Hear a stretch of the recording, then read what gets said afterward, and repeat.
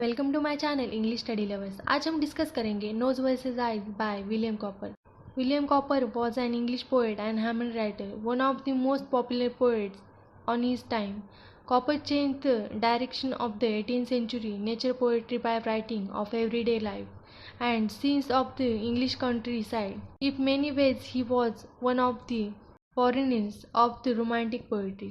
Samuel Taylor Coleridge called him the best modern poet, whilst William Wordsworth particularly admired his poem Yardley Oak.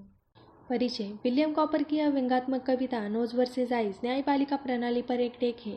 यह सहानुभूति और सामान्य ज्ञान की कमी पर जोर देते हुए विनोदी तरीके से पत्थर अंध न्याय का भी मजाक उड़ाता है। कवि 18वीं शताब्दी के सबसे लोकप्रिय अंग्रेजी कवियों और भजनों के संगीतकारों में से एक थे। उनकी कविताएं प्रकृति और रोजमर्रा की जिंदगी से संबंधित है। सैमुअल टी कोलरिज ने उन्हें अपने समय के सर्वश्रेष्ठ आधुनिक कवि के रूप में उपयुक्त रूप से वर्णित किया है। Stanza 1. Between nose and eyes a strange content arose. The spectacle set them unhappily wrong. The point is dispute was, as all the world knows, to which the said spectacles ought to belong. नाक और आंखों के बीच विवाद था और विवाद के पीछे का कारण यह था कि चश्मा किसका है। हम जानते हैं कि चश्मा आंखों के लिए होता है, लेकिन यहाँ आंख और नाक दोनों ही चश्मे पर अपना दावा करना चाहते थे। Stanza 2. So tongue was the lawyer and argued the cause with the great deal of skill and a week full of learning, while Chip Barron ears sought to balance the laws, so fame for his talent in nicely deserving. जुबान उस वकील द्वारा बनाई गई थी जिसने पेशेवर रूप से मामले का तर्क दिया था, जबकि चिप बैरन ईयर विवाद को निपटाने के लिए बैठे थे, क्योंकि यह अपने ध्वनि और बुद्धिमान निर्णय के लिए प्रसिद्ध है। Stanza 3. In behalf of the nose it will quickly appear, and your lordship, he said, will undoubtedly find that the nose has had spectacles always in wear, which amount to possession, time out of mind. वकील यानी जीभ ने नाक के पक्ष में case शुरू करते हुए कहा कि नाक को हमेशा चश्मा पहनना पड़ता है और नाक मालिक है, और इस तरह चश्मा नाक का है, जो वकील का एक अतार्किक तर्क था। Stanza 4. Then holding the spectacles up to the court, your lordship observed they are made with a straddle as wide as the ridge of the nose is in short, designed to sit close to it, just like a saddle. वकील अदालत में हर किसी को चश्मा दिखाता है और तर्क देता है कि इसमें नाक के लिए किनारे जितना चौड़ा है। संक्षेप में इसे नाक पर बैठने के लिए डिजाइन किया गया है, क्योंकि सैडल को कारण के लिए डिजाइन किया गया है, और इस प्रकार नाक है तमाशा का मालिक।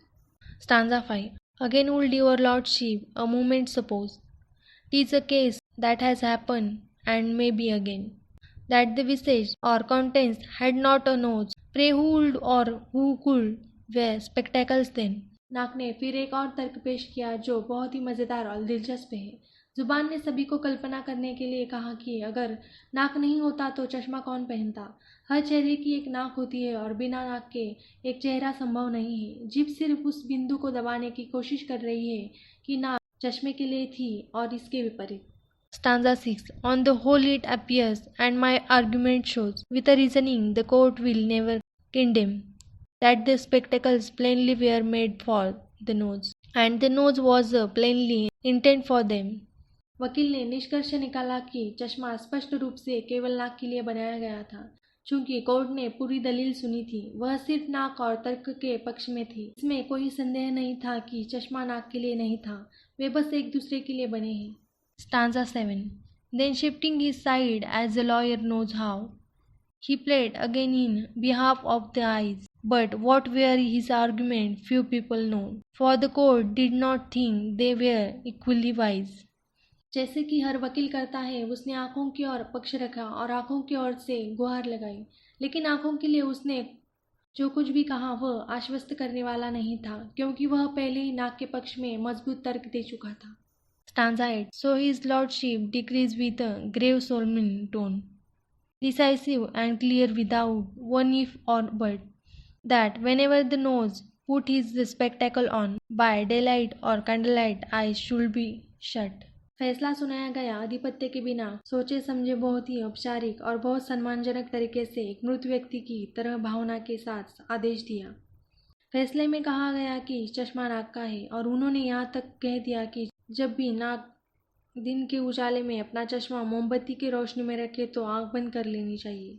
निष्कर्ष, कविता एक रमणीय पठन है और कानूनी प्रणाली की वास्तविकताओं को समझने में आसानी और हास्यपूर्ण होने के कारण पाठक को आकर्षित कर रही है।